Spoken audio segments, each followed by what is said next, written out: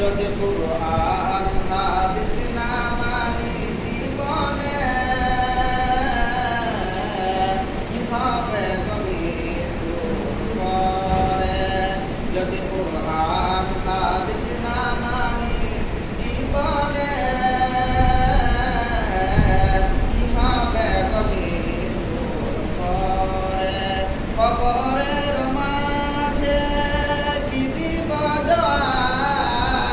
কবরের মাঝে কি দিব জবাব মুনকার নাকিরের করে যদি কুরআন হাদিস না মানি জীবনে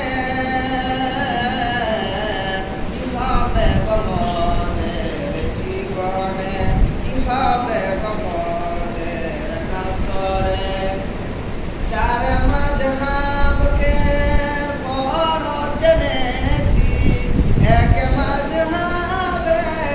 আমল করেছি চার মাযহাবকে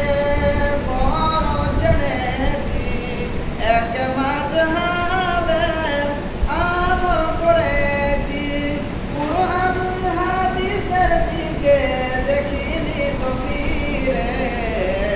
কিভাবে গণিত করে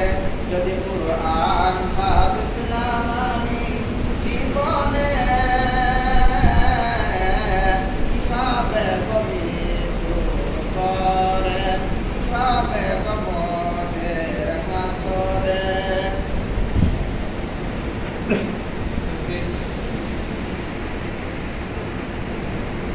সর্বপ্রথম সেই মহান আল্লাহর প্রশংসা যিনি আমাদেরকে অতি উত্তম হয়ে এই জুমার মসজিদে আসার এবং বসার